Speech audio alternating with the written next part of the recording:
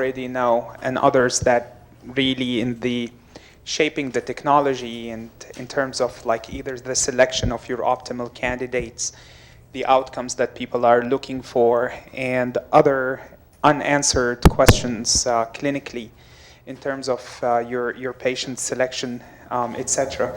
So it's a huge topic so far to cover. And the way that I'm going to go about it is mainly what we know so far in terms of like guidelines that we got from partner A and B trials, which is the partner 1 trial, and then the recent partner 2 trial that talked about the intermediate risk patients, and the different aspects of patient selections and what we know so far about the 5 years follow-up from partner 1 and 2, and other patients populations that were not tested prior, and also the advancements of the technology of the valve itself. So we know for the past 50 years that the surgical repair of severe symptomatic aortic stenosis has been the standard of care. And we know too that the aging of the population increased the prevalence of severe symptomatic aortic stenosis, and also increase the prevalence of non-surgical candidates or patients that have high risk with surgery or protracted recoveries. So we knew this for a while, and that's where we started really trying to offer patients an alternative.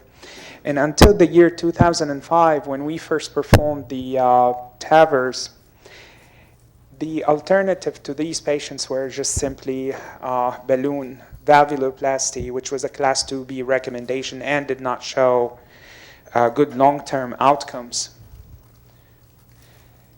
The first TAVR procedure, which was a proof of concept, was performed by Dr. Greiber in a patient presenting with a cardiogenic shock in the year 2002.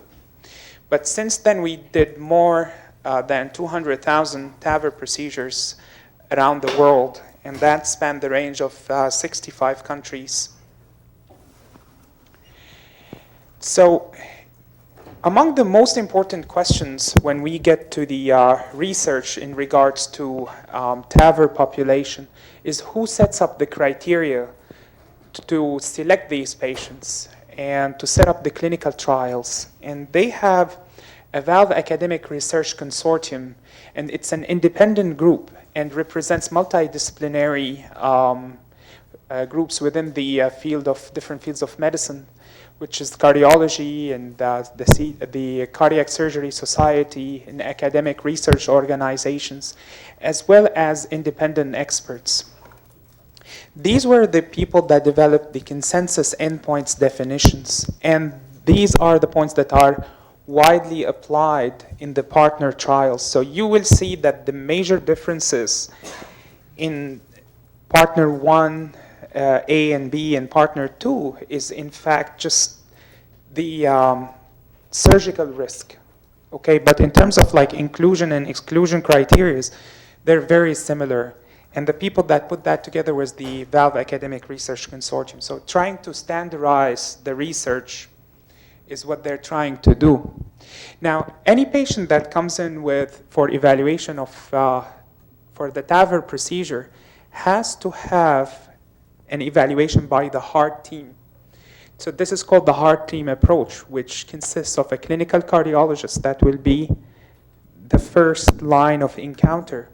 And you have the 2 cardiac surgeons, 2 interventional cardiologists, an imaging expert too, which includes an echocardiographer and a CT angiographer, anesthesiologist, a geriatrician and an intensivist, and other staff at the hospital. So it includes a full team.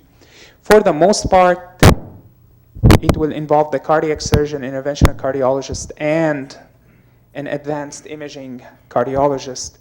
And the advanced imaging cardiologist will have a CT angiogram experience and also the transesophageal echocardiogram experience too. One is important for the pre-op workup of the patient, And the TE is important for the intraprocedural complications.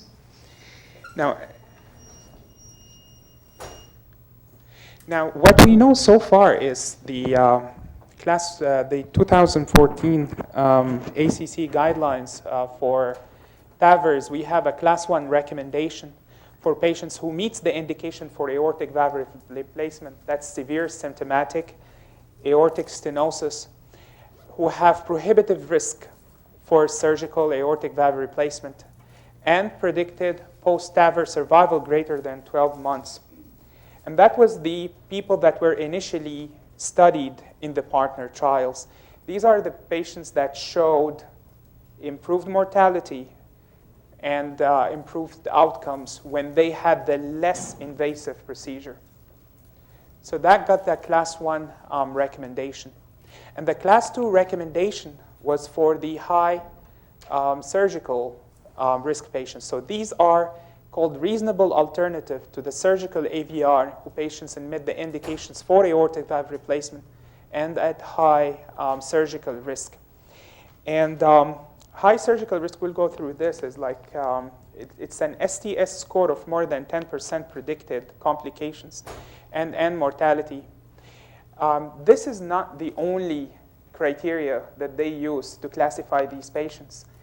There are other criteria that are not involved in that STS score, and that is prohibitive surgical risk, such as hostile chest, porcelain aorta, prior radiation, prior CABG with arterial grafts, that is, with adhesions to the chest wall that makes the what we call an aggressive chest, and also frailty.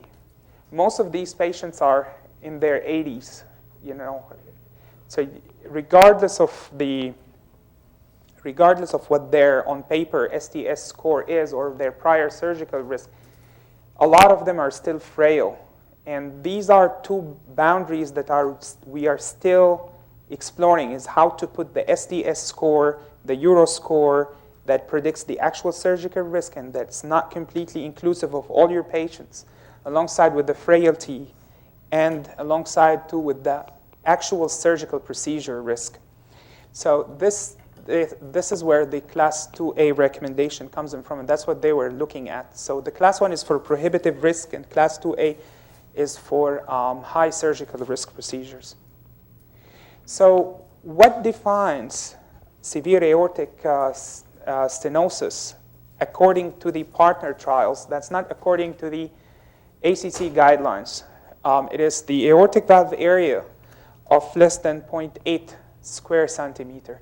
So this is a difference that we have as compared to the American Society of Cardiology guidelines, which defines it as an area of less than 1 centimeter square. The mean gradient and the velocity across the valve are the same criteria. And obviously it has to involve symptoms. Okay, you have class 2 to class 4 symptoms. So with any level of activity, because class 1 is simply asymptomatic simply. You know, with any level of activity you perform, you're asymptomatic. So that was not included. And who are the people that were excluded from the trial? And that's really important in evaluating your patient to see whether the data applies to them or doesn't. The bicuspid aortic valve anatomy, for multiple reasons, mainly the shape of the annulus of the aortic valve is where you're going to deploy the valve.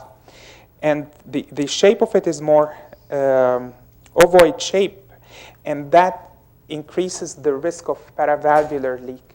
And the paravalvular leak, effectively AI, aortic regurgitation, the more you have of that, the worse the long-term outcomes are. So they elected not to include these patients because their anatomy is slightly different. Significant CAD, multi-vessel CAD, they elected not to include these originally because that was an unanswered question to us, whether should we revascularize all of them, what vessels we should revascularize and in what context. And I'm going to go through this later based on the data that we collected later on. Severely reduced LVEF of less than 20% and an aortic annulus diameter of less than 18% and more than 25%. These were reasons for the availability of the valve. We do not have sizes that can cover less than that. Severe AI and severe MR, and transient ischemic attack within the past 6 months, and severe renal insufficiency. There was, and this is taken from the current 2014 ACC guidelines, that we do not have data about the long-term durability of the valve. So that's what we know so far.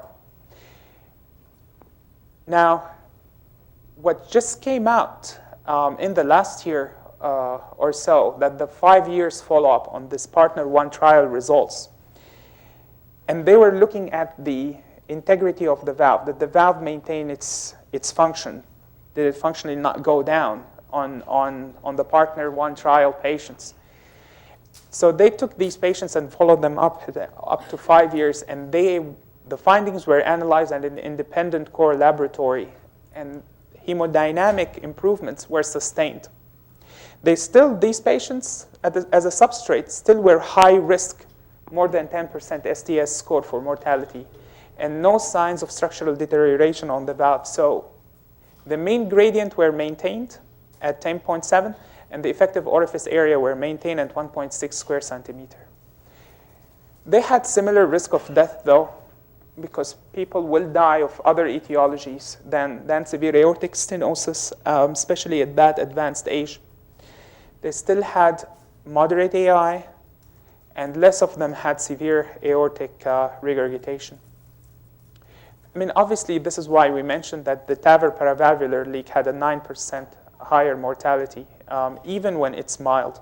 So that's what we know. We know now that it lasts. When you put it in, it lasts at 5 years. You should not expect to have a structural deterioration. But at the time of the procedure, if you have moderate to severe AI, this is something that you have to deal with. So this is like confirmed now. This data is mainly an Edwards Sapien, which is a balloon expandable valve, not the core valve, which is the self-expanding valve. Now, how about the registries? We know that 1/3 of the TAVR patients die within 3 years of follow-up of other etiologies other than cardiovascular. And we know so far that early mortality is secondary to cardiovascular, but late mortality comorbid conditions. But we're having registries too, taking a look at technical issues. So our patients were prohibitive risk for surgery. They were high risk for surgery. They were elderly patients in their 80s primarily. We know that you improve their immediate outcomes, their 1 and 2 years outcomes, but a good percentage of them, 1/3, that made it throughout the TAVR procedure are going to die of other comorbidities if they didn't die of their cardiovascular morbidities. So we know now this advanced data, as much as we know that it will last for 5 years. The follow-up on the core valves is like all-cause mortality at 1 year. You showed an absolute reduction compared to the surgical approach, and that persisted at 2 years follow-up, and the strokes were less frequent in the TAVR groups. So what I'm trying to say here that the 2 FDA-approved valves, which are the balloon expandable Edwards Sapien and the self-expanding core valve, they both have similar outcomes. But obviously, they came at surgical. They came at different times. So the data, the follow-up data on them, is coming like slightly later. So what is a prohibitive surgical risk? It's a predicted risk of surgery with death more than 50% at 30 days, or irreversible major morbidity at 1 year, or a disease affecting more than 3 major organ systems that is not likely to improve post-operatively, or anatomical factor that preclude surgery. And what's a high risk? A high-risk surgical patient is defined as an STS score of 8 to 15%, but we take mainly more than 10%. Obviously, the anatomical factor and significant frailty. So this is exactly what we know. Same exact issues, same exact findings, but I extracted these from the partner follow-up trials. And so after we know all of this from the prohibitive and high surgical risk patients, we tried to go one further step and try to approved the treatment for intermediate surgical risk patients. So this was a non-inferiority study.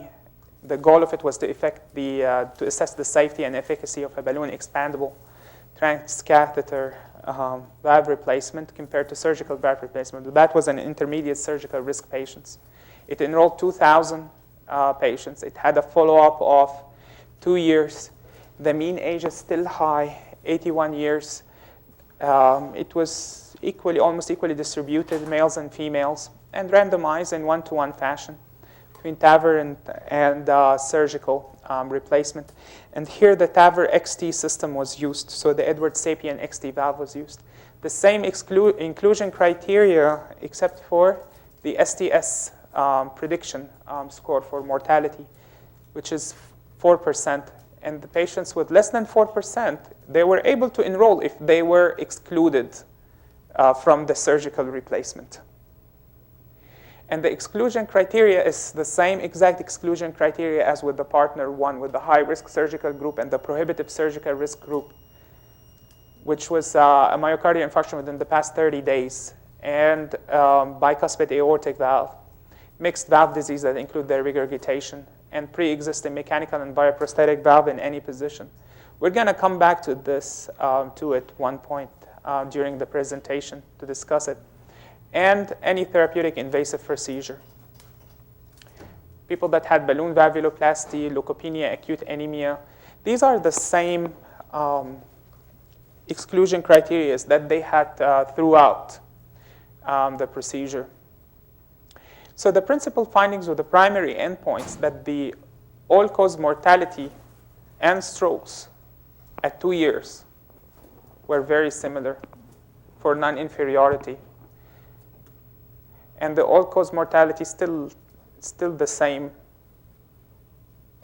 So it's non-inferior. What we concluded so far, it's non-inferior to surgical approach for the primary endpoint of mortality and disabling stroke at 2 years for the treatment of severe symptomatic at intermediate risk. Okay? And transfemoral TAVR was possible in about 75% of the cases.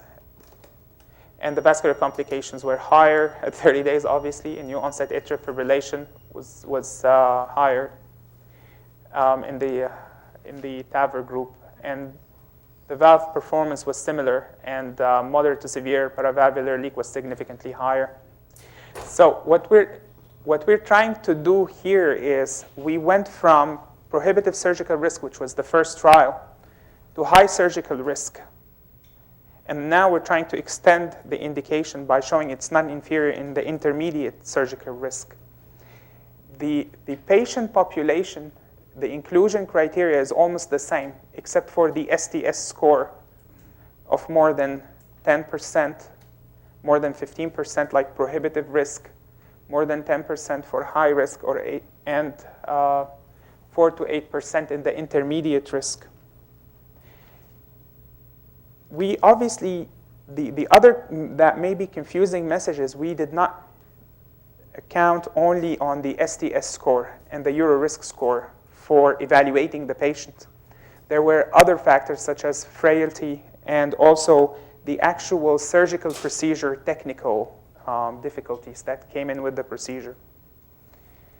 So that's the partner 2 trial is what's the latest on the TAVR in terms of expanding the horizon of the patient population. Because these patients are still old. Many of them are still frail patients. But if you put their calculations, you will see that their STS score is lower than what you actually predict. So we still have this like a little bit of increased morbidity with the surgery or less invasive procedure for these patients, that we are presenting them with this option, and we're showing them that it's not inferior to the gold standard, that's the surgical approach. Now we're just gonna go through the available valves. In the United States, we have 2 FDA-approved valves, okay? Which is the Medtronic core valve, which became the Evolute valve, And we have also the Edwards Sapien valve. So the Medtronic is called the core valve. The core valve is kind of like their first generation. They replaced that with their Evolute valve. The main thing is like we're trying to navigate through the vascular complications that can happen, and also the paravalvular leak that can cause increased morbidity. These are all nitinol frames, which means self-expanding. That's a deployment technical issue. It's porcine valve. It's supraannular in its position. Now, this is the measure here. Breakthrough is the Evolute can be used in down to 5 millimeter in diameter femoral artery. Because, as we all advance in age, we tend to develop peripheral arterial disease, and that prohibits the access from the femoral arteries. So we really needed 6.5 arteries, and that's not available in all patients. This is the way that the valve looks like. You can see the evolution of it. It's definitely smaller, and it has these links here, which will reduce the paravalvular leak. And you can tell the needs for it from 22 French outer diameter to 18 French. So you go from 18 French catheter to 14 French catheter. So that means less vascular complications. The Edwards Sapien valve is the balloon expandable valve, which is a cobalt chromium frame. And that's the evolution of it, coming from here all the way to the Edwards Sapien XT, and I'll show you the newer valve, which is the Sapien 3 right here. So they went down to 5.5 millimeters. So you can see that here we had a major limitation in terms of the artery size, 7 millimeter, and here you go down to 5.5. And they added the skirt to the design so that it will lower the paravalvular regurgitation. Now in Europe, they have 8 commercially available valves, which are lower profile, 40% lower. They increase the sizes and they're retrievable, repositionable, and reduce paravalvular leak. And these are the ones that we have here. And all of these are available too in Europe. This is the one that we expect that it will be approved here soon. That's the Lotus valve by Boston Scientific, which is nitinol as much as the core valve, self-expanding too. But it's a mesh. It's like a woven into each other rather than that cell design here. They claim that if you want to do this procedure, you need to get yourself familiar with 2 or 3 of these devices rather than going through the whole span of 8 different devices. You need to be familiar with the technicality of it too. So that's what is really recommended, that you go through 3 to 4 different devices. Now, the question that always comes to mind, well, we have 2 FDA-approved valves. Have we ever compared these 2 together? Well, there was a small study that called the CHOICE study, which is a small randomized trial, just 241 patients. And these were the 2 FDA-approved, the self-expanding valve and the balloon expandable valve. They were followed up at 30 days and at 1 year. The main result out of this, higher new pacemaker implantation in the core valve, but similar other endpoints, except for more frequent but important complications with the Sapien implantation. So the major difference was the higher pacemaker implantation. Now, what are we suggesting in terms of the procedure in by itself? This is a procedure that really consumes a lot of resources. You need 2 interventional cardiologists, you need 2 cardiac surgeons, you need an anesthesiologist, you need a cardiac imaging expert, on top of other ancillary staff and a hybrid room. In centers that are advanced in this and had done a lot, they are suggesting a minimalist strategy, which is simply simplification of the procedure. Rather than surgical cut down, they are doing the percutaneous transfemoral vascular access.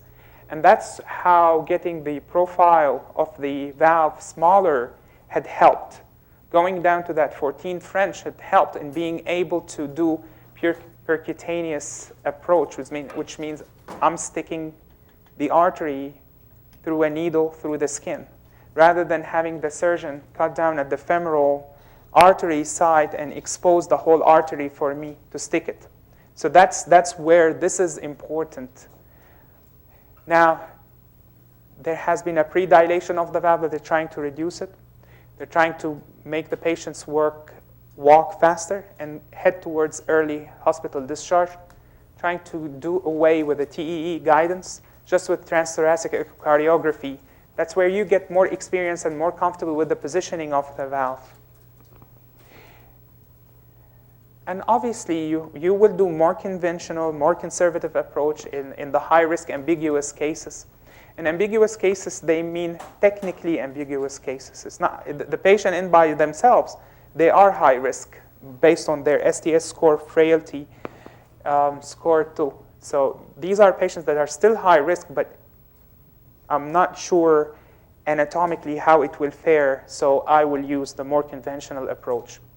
This is expected to reduce the hospital stay by 40% and the total patient cost by $10,000, and would not negatively affect the clinical outcomes or the paravalvular leak.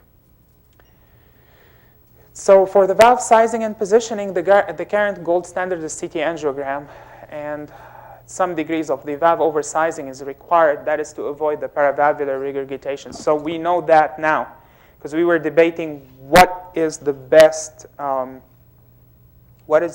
approach.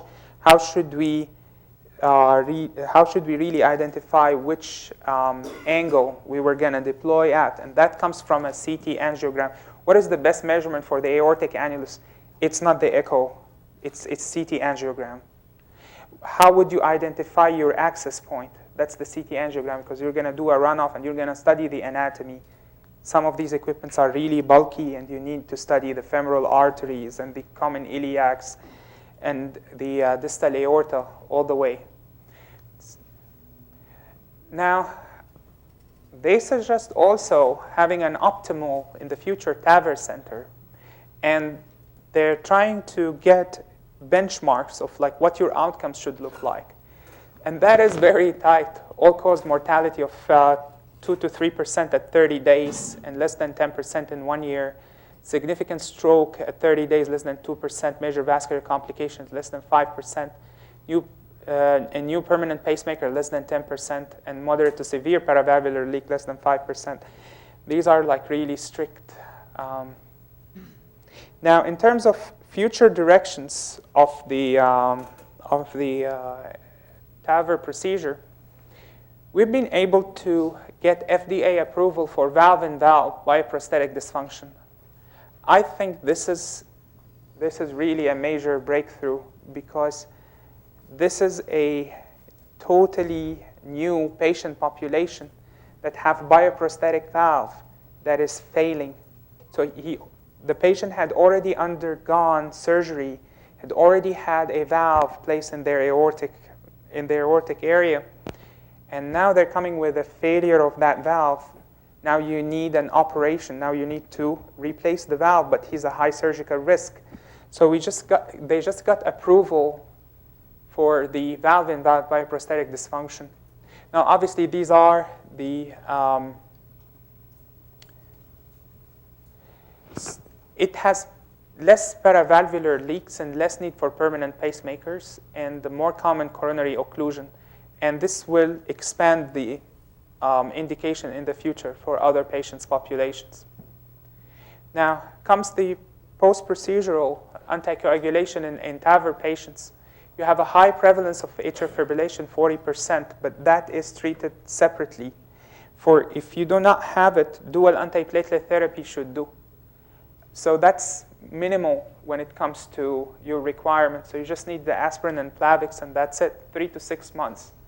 So it's not really something that you should stay on warfarin and stuff. But obviously, if you have atrial fibrillation, then you're supposed to anticoagulate them based on the guidelines. Now, what about revascularization in preparation for your patient? That you do proximal arteries revascularization. So you don't really have to go after a mid-LAD, distal RCA, low OM, severe stenosis. You do not really need to do that. Just proximal vessel revascularization. So we really know that now. We're trying to explore the bicuspid aortic valve. I mean, it still is prevalent. It's like about 20% they estimated in patients more than 80 years old. That defies that conventional wisdom is that we are not supposed to see severe bicuspid aortic stenosis in more than 80 years old. They're supposed to present earlier in their 50s and in their 60s. But still, we still have about 20% of that bicuspid valve in patients older than 80 years old. So these are the challenges that comes in with them: the oval-shaped annulus, the unequal leaflet sides, the calcifications too. And that's the reason why they excluded them from the trials. It's a suboptimal placement of the valve. We tried to do, they looked at it and they did like retrospective registries of 139 patients. And it showed that it's safe, has 5%, 30 days mortality, 17.5, 1-year mortality. The post-implantation paravalvular leak was high, as expected.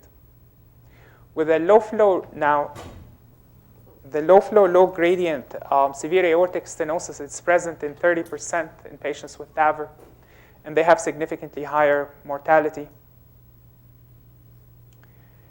So these people, we make a distinction on them. If you compare them to low flow, low gradient with preserved EF, these results are similar. So these are another frontier that they're trying to explore besides the bicuspid valves too. Now, how about 90 years old?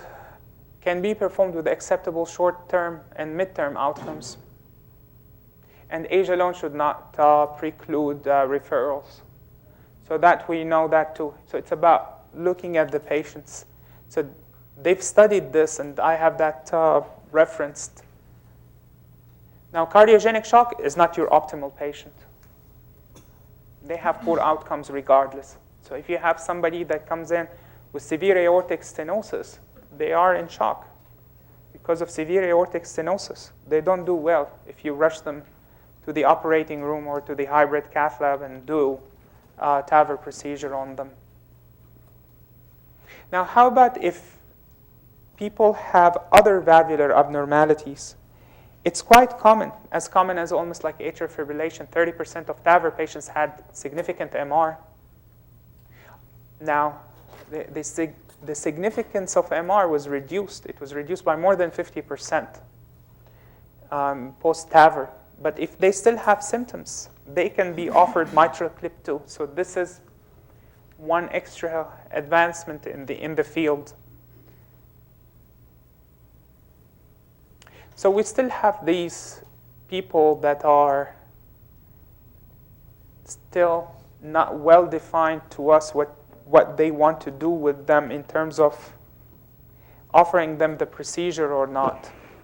These still are clinically challenges, and that's for the future for us to study, or for the field to study.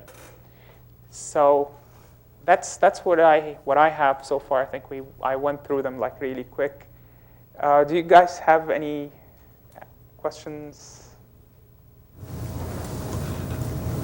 Just briefly mentioned about the coronary arteries, but since you said it is placed above the annulus, how do they prevent blocking the ostia of the coronaries? I guess there's kind of a fine margin there for not doing that. Yes, and that's where the placement plays a role, and it's more of a core valve issue. The revascularization should take place prior to the procedure itself. But it's like you can still engage the arteries. It will be challenging, but you can still engage them.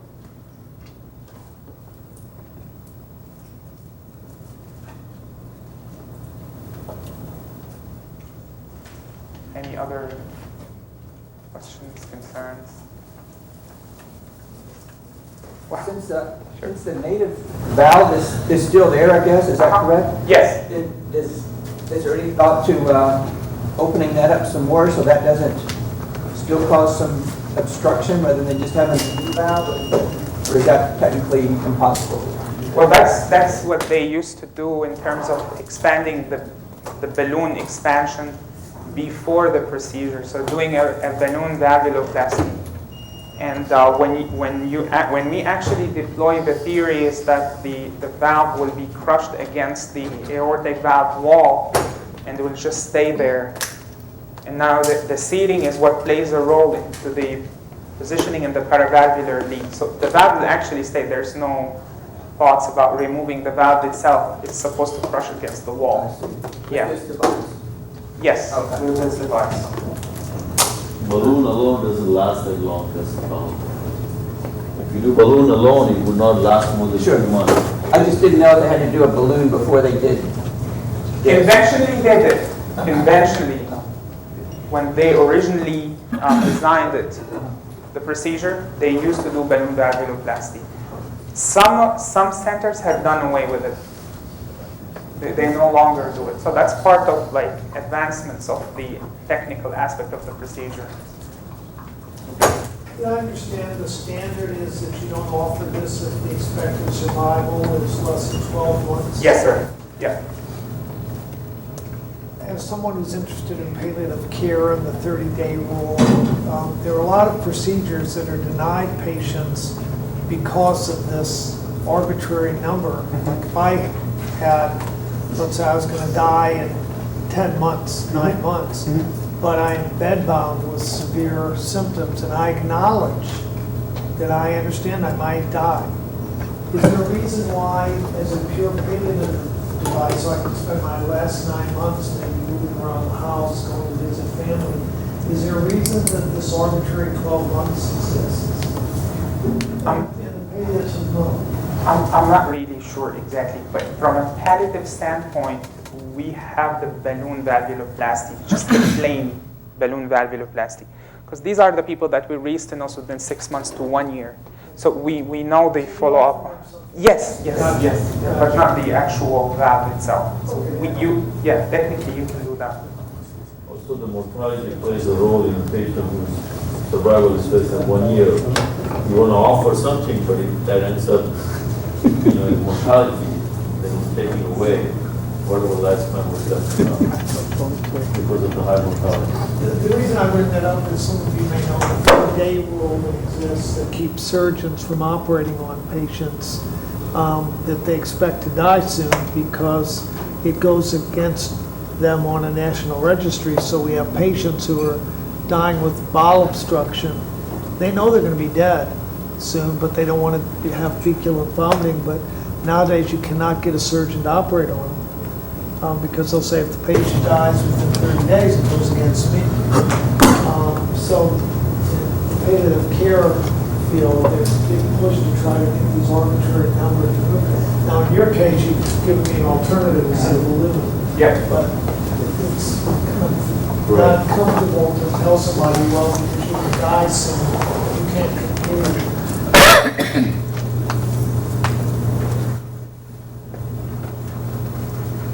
I think in that study, comparing the core valve with the Sapien, you mentioned that the core valve had more pacemakers. Right.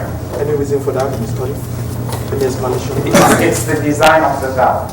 It's just the design of the valve. It encourages when it self-expands. It just encourages on the AV node.